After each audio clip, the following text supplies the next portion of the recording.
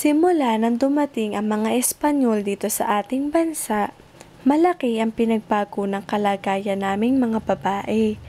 Nagdulot ito ng isang napakalaking pagbabago kung ikukumpara bago pa man dumating ang mga Espanyol.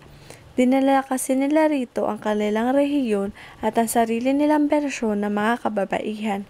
Sobra kaming nahirapan sa pagbabagong ito dahil ang ilan sa aming karapatan ay nawala.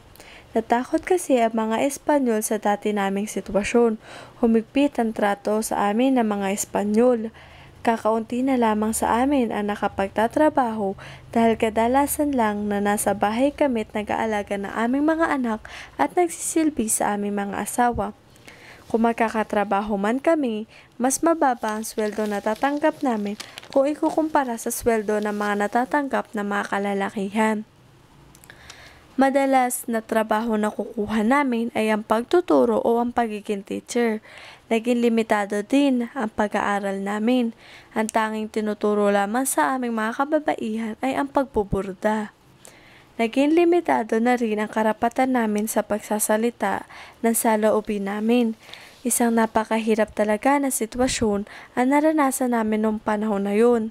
Kung noon, pantay ang karapatan ng mga kalalakihan at kababaihan bago pa man dumating ang mga Espanyol. Noong panahon namin, naging second position na lang kami sa society. Kung may mahalaga man kaming nagampanan noon, yun na lamang siguro naging katulong o manggagamot kami sa mga taong sumapi sa kilosang naglalayong mapalaya ang Pilipinas laban sa mga Kastila. Halos wala na rin sa amin na namumuno sa aming lugar kasi karamihan na namumuno sa aming lugar ay puro kalalakihan. Sa amin na nga ata nagsimula ang stereotype ng kababaihan bilang inferior sa mga kalalakihan